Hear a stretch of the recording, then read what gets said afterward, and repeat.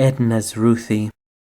Ruthie, tall, skinny lady with red lipstick and blue babushka, one blue sock and one green because she forgot, is the only grown-up we know who likes to play. She takes her dog Bobo for a walk and laughs all by herself. That Ruthie. She doesn't need anybody to laugh with. She just laughs. She's Edna's daughter, the lady who owns the big building next door, 3 apartments front and back. Every week Edna is screaming at somebody, and every week somebody has to move away. Once she threw out a pregnant lady just because she owned a duck. And it was a nice duck, too.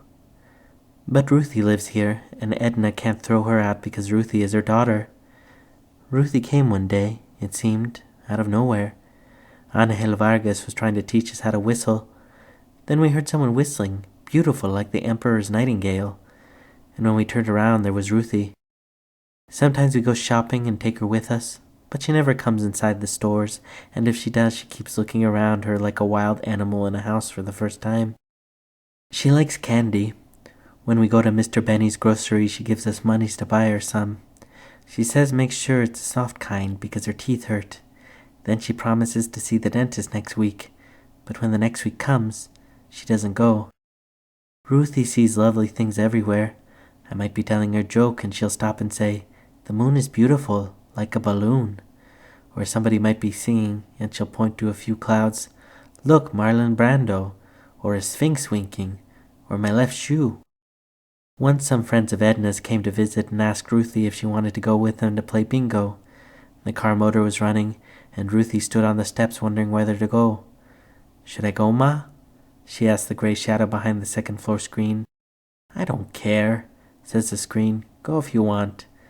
Ruthie looked at the ground. "What do you think, Ma?" "Do what you want. How should I know?" Ruthie looked at the ground some more. The car with the motor running waited 15 minutes and then they left.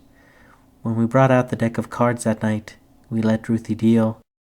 There were many things Ruthie could have been if she wanted to.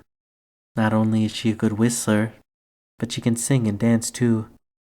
She had lots of job offers when she was young, but she never took them. She got married instead and moved away to a pretty house outside the city.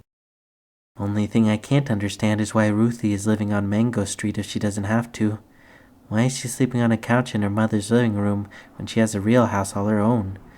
But she says she's just visiting, and next weekend her husband's going to take her home.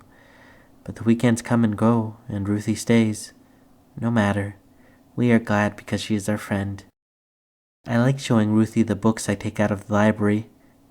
"Books are wonderful," Ruthie says, and then she runs her hand over them as if she could read them in Braille. "They're wonderful, wonderful, but I can't read anymore. I get headaches.